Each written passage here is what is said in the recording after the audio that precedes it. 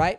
Ezreal bot lane would be up there. Blitzcrank would be up there. Do you see where I'm going with this? Now, agency in League, you know, there's a lot of factors. There's champions, there's roles, there's all these different... All right, so what's your goal of the game, my friend? Short-term goal, I would say, would be, let's just get to like gold, maybe gold 1 or 2. Long-term, see if I can get into plat. But I think more so long-term is just understanding what the hell I'm doing half the time, what I should be doing, more knowledge of stuff like that. Okay. Let's see here. So you put down that you wanted to work on Victor specifically, and like I told you, I think Victor is okay. I don't think he's great in low elo solo queue, but I mean, let me be harsh right off the rip with you and just in general about this champion. I don't think many low elo players can really pilot him well enough to justify it. So like if you look right away, what I see is I see a guy, and again, I'm just being harsh off the jump because I want to make sure that you understand. I'm not trying to be mean. I'm just being realistic. So what I see is I see a guy who's been playing for a while, right? You've been playing since at least season 4. You've been hopping off and on this game, correct? Yeah. I see a guy who's been playing for a long time and his farm lacks discipline, right? Like I'm seeing steady 5s and 6s, 5s and 6s, 5s and 6s across the board. Why is that?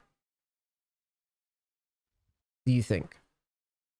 Are you just not focused on it? Do you just not take it seriously? Do you think it's just something that doesn't matter very much? Like, what is the... From my perspective, at least, I think it's more getting, that's gonna sound stupid, getting pulled in different directions. So like farming versus harassing, or maybe farming using abilities versus just auto attacking. I think maybe I am less good at those varieties rather than just like hardcore focus and farm. You know, I poke around. Or do you think? Let me ask you a bonus question then. Do you think when I go through these stats or whatever, do you think that you would on average have more gold if you just didn't even bother to harass and just hit farm? Oh yeah, probably. Because that's when I look at shit like this, what I always default to as a coach is I'm just like, all right, motherfucker, you need to hit farm now. Stop fucking around. Right? And like, stop trying to trade all crazy. Prioritize hitting the farm. Your game, like, basically your game has been built on like a foundation of bad habits of like, well, I need to poke back at this guy or fight him. And you've basically went on the opposite direction of just like, well, I need to hit people and smack people, and you're just not paying attention to what you're doing. I mean, you're just leaking so much CS. Like when I scroll down this thing, I'm like 90, like just off the initial, I'm like 90% sure that if you just jumped your farm up by like 2 CS, you wouldn't even be in this elo. Okay, no, that's fair. I think I agree with you. Like, do you see what I mean though? It's very simple. Like this like 8.6 CS game is like the first real farming game I think I've seen. I've been scrolling through this for a while. Yeah, it's pretty depressing. That would be my priority. That would be my, oh shit, like I need to fix this concept. Because what I tell everybody is that like League is just a collection of different concepts to master, right? If you master a bunch of shit, you climb in rank. If there's something that's owning you, you don't climb in rank. The thing that owns me at my level is team fighting, period. Here, Korea, I can't split. I'm not allowed to do that. So my whole game is fucked up, right? So I have to basically learn how to team fight like these guys do, which is very good. Until I get team fighting down, I don't move, right? Like that's the biggest, like I can identify the biggest problem that I personally have is team fighting. For you, this is easy. It's just farm. It's reliable gold acquisition. Right? Like if I look away from you for a week or two and I go back to your op.gg, is this guy reliably getting his gold?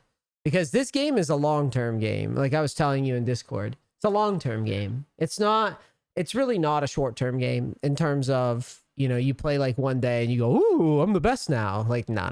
You're going to just be playing for a while. And like, that journey process, whatever, like it has to kind of be stabilized to a point of where when you look back, you go, okay, I am reliably doing this thing right. For you, my focus would be, okay, if you want to play Victor, cool. If you don't, cool. I don't give a shit. But whatever you do play, this number right here on the side cannot be showing no fucking 5 anymore. See this? All right. Now, obviously, this account's kind of tainted at the moment, right? But I'm just saying, like, going forward, make it your emphasis on your process. Like, that is the thing that you have to prioritize. Okay, now, what I'm gonna do for you is I would just like to peek real quick. Sure. Game with you in it. Really like this Malzahar pick. If you wanted to play to grind CS and focus on just like getting your fundamentals, this is the pick. This guy. All right. He Malzahar. wins. He wins. Yes, he's even good in this meta, I think. Like I see him a lot in Korea and he holds up. I've won a couple games with him, I think, and my elo, and I don't even play this fucking guy. He's not bad. So okay, Airy. Let's see how you play the lane. Welcome to Summoner's Rift. 30 seconds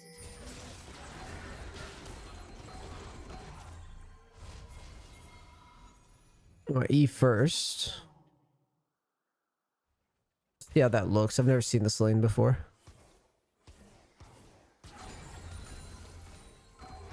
Okay, smooth start.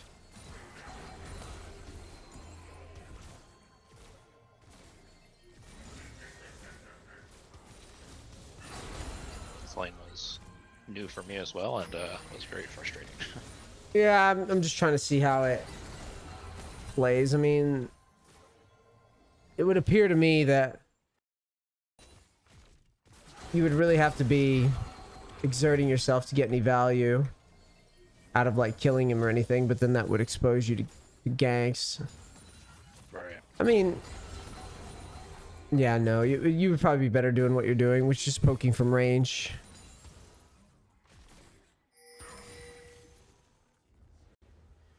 Okay, that guy dies. Yeah, that guy dies. Yeah, I didn't have any mana. I should have just probably left. Yeah, I'm not in love with it. So here,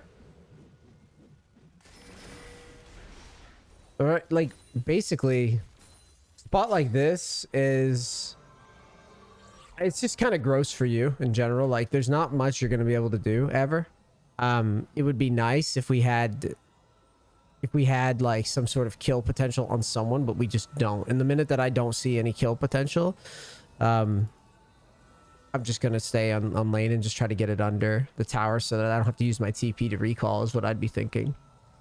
You also wasted mana goofily on Aurelion Sol with W. This guy's never gonna kill you. There's no need to be flinging W's on his head. Again, prioritize your macro decisions, not these micro fight decisions. Because you were like, you're pretty much poking at him on repeat, which is fine. It didn't look bad to me. Like, I kind of agreed with all this. The W's on the head are kind of whack. Yeah. Like that right there. Like, what was that? Hold on, let me watch it.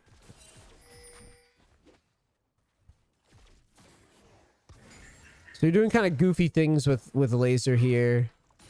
It'd be much better to save that and conserve that mana and then move forward with your E and like push him off, because you've established the push. Because to me, it feels like, just looking at this lane, it just feels like Aurelion Sol can't really do anything to you early. He doesn't really have kill potential on you now that I've watched it play out. And so I think you can just establish prio into this often.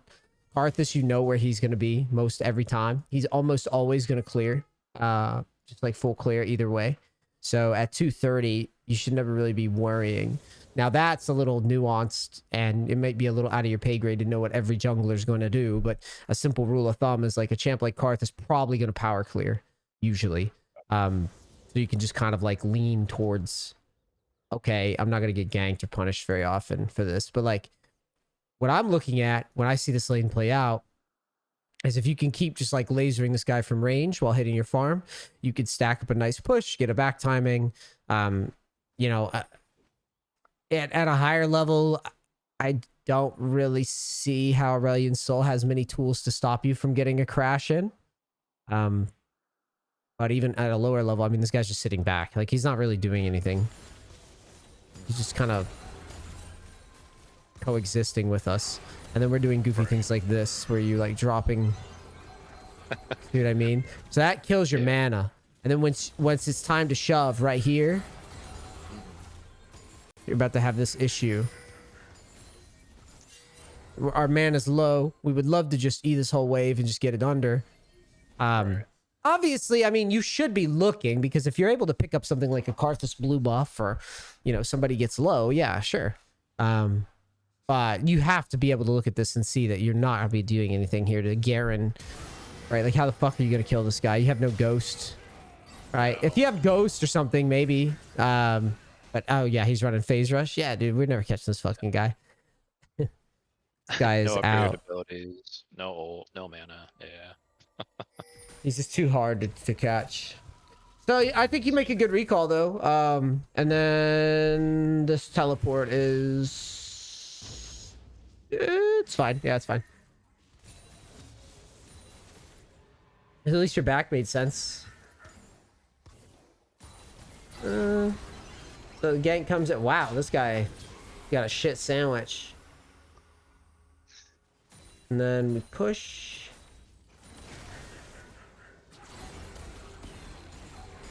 Okay, so you basically spawn kill this guy like Call of Duty.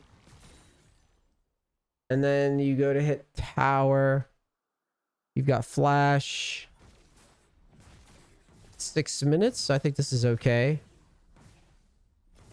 It was a good recall. I don't mind any of that. That was a good little sequence. I don't know what the fuck you're buying, because this game sucks and bugs out in replays, even though it's 10 years old. So this is the type of shit where you start dropping farm. So, yeah, 706. Let me reload this real quick. 706 is the time. Yeah, start doing goofy stuff like that, it seems. Yeah, I wanna talk about that more more in depth. Kevin, thanks for the sub, man. Appreciate you. Keep the subs coming, guys. 709. 709, because right here, this is how I start to think as a player, okay? So you open, you know, I disagree with chasing up river, but by all accounts, you got a good open. You've got chapter, you're sitting pretty, and then you just start doing weird shit. So you come back to lane, and now you're able to just do whatever the fuck you want. So you go for like a trade. It's a very lengthy trade, and it's unnecessary. What I want is I want you to think like, all right, like this. Why not just back up? Like, you're like running through this shit like the Terminator. I just back up. Oh, yeah. Good point. I didn't want to walk over it, I guess, but I guess it's better than getting breathed on for... Right. You just back up and just reset the wave. Because now, Yeah. look, when I start getting big in solo queue, I've done my job. I always imagine the agency graph. You ever see me talk about that before? I don't remember. So look, let me just show you an example. Everybody starts in League of Legends. Just imagine all these different colors, okay? Everybody starts, if the left represents just like agency in general, right? Like if we just say the left side is agency, everybody starts roughly with about the same agency, right? Like if you just take a random champion in the roster, everybody has about the same agency. What I'm talking about agency is just like their power level at like level 1, right? Now, why does this matter? Well, okay, at level 1, Victor's probably at the bottom of this list, right? And early levels, he's towards the bottom of this list in terms of agency. The reason why I say that is because he can't do anything on his own. He can't just like solo kill motherfuckers. He's not Talon, right? Talon would be up there, right? Some shit like Elise would be up there. Some shit like Nidalee would be up there, right? Ezreal bot lane would be up there. Blitzcrank would be up there. Do you see where I'm going with this? Yeah, yeah. Now, agency in League You know, there's a lot of factors. There's champions, there's roles, there's all these different things. But the thing with Victor is, once you start like pulling ahead of the lobby, you are in charge. So when you get a kill, you go up here somewhere, okay?